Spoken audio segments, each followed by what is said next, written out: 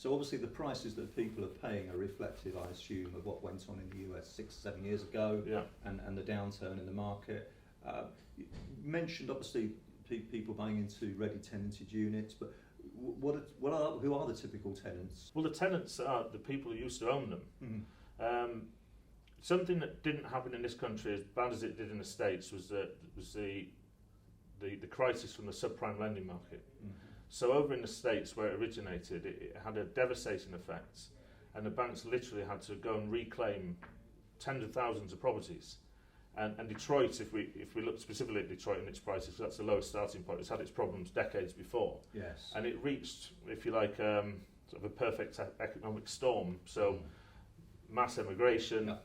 Prices have gone right down, and nobody can buy anymore. There's no mortgages available. The banks are taking all the houses back, but the people still living there need to live somewhere. Absolutely. So the banks, in some cases, gave the opportunity for the former owner to rent the property. The bank would sell the property in the auction and let the former owner stay in the property as the tenants.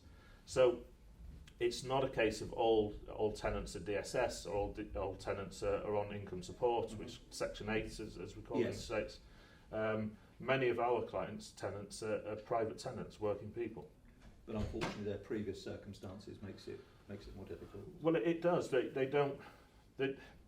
Some people are surprised that if you can buy a property for $40,000 and the tenant's paying $700, $800 a month to live there, why they don't respond? It's the obvious. Well, not everybody who lives here who pays £800 a month rent has 40 grand in the bank.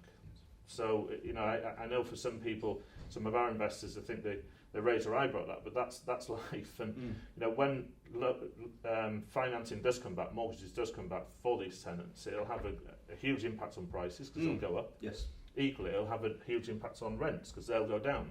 But so getting into the market now is the best time to get in, because you'll get the yields that people are getting, 15% upwards, and you'll get a huge uplift in price when the lending market comes back.